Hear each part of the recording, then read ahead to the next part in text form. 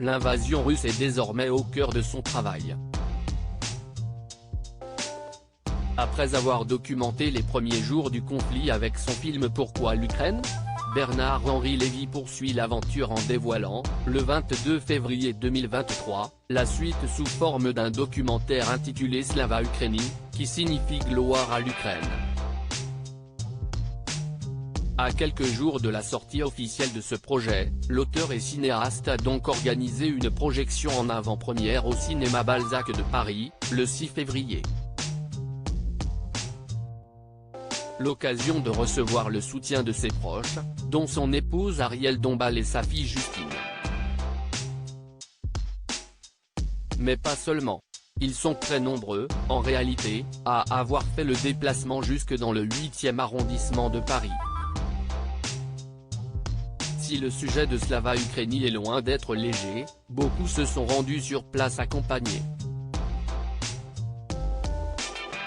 Nicolas Bedos, notamment, était venu au bras de sa partenaire de vie, Pauline Desmonts. Elle était déjà à ses côtés, en septembre 2020, pour l'hommage rendu à Jean-Loup Dabadi en l'église Saint-Germain-des-Prés. Manuel Valls, également, a tenu la main de sa femme Susana Gallardo Torrededia pendant toute la présentation du documentaire, puis pendant sa diffusion.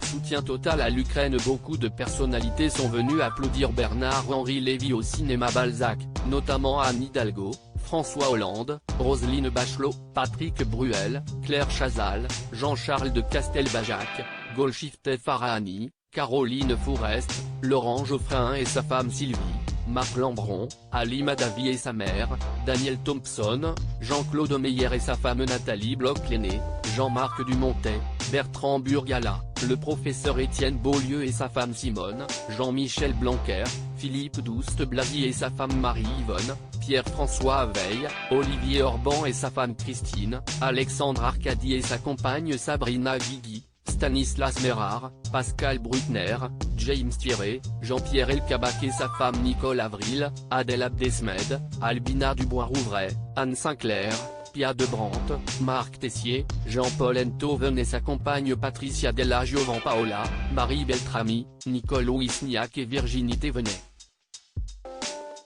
Était également présent Michel Halberstadt, la distributrice du film, de Delphine Ernotte, la présidente de France Télévisions, du militaire ukrainien Ilya Samoilenko, du musicien Slava Vakarchuk, de Maurice Lévy, le président de Publicis, de l'ambassadeur d'Ukraine en France Vadim Omelchenko, ainsi que de Nicolas Sedou, le PDG et propriétaire de Gaumont ou encore le producteur Marin Karmitz.